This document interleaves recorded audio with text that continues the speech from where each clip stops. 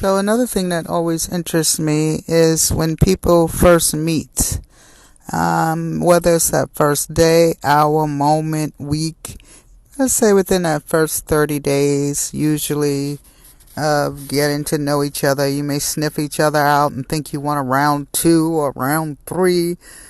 Then you reach a point where you don't want any more rounds. And I'm talking about those cases where you really haven't gotten deep into each other.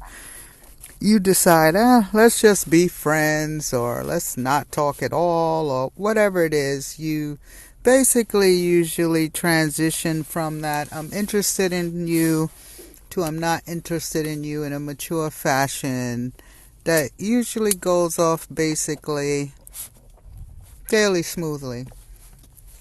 Let's fast forward to a situation where a relationship has been ensuing for, let's say, 4 or 5 years, and one of you reaches a point where you decide that you no longer wish to team up with the other.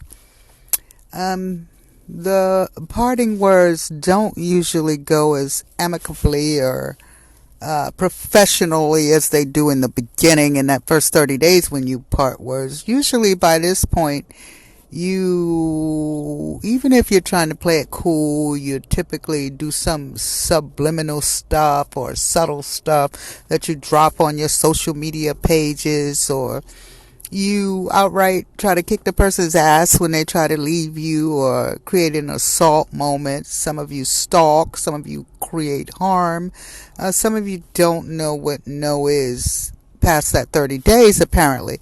See, what's interesting for me is before that 30 days hits, we understand it all, and we have the right etiquette, and we behave ourselves properly when we decide that this is not working. Whether we say it or someone else, we might turn our nose up, throw a couple of stoops out there, but generally we handle it well.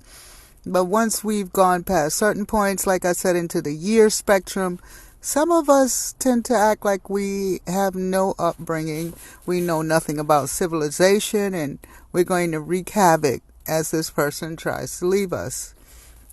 Now, I'm not too sure why, because I'm one of those people who conducts myself the same way in the 30-day goodbye as I do in the 4-year goodbye. I believe that if two people aren't working together, we got to figure this shit out so we both get out alive. Basically, I tell people, treat it like when you go shopping at the grocery store and you walk down the aisles. That first visit is those 30 days.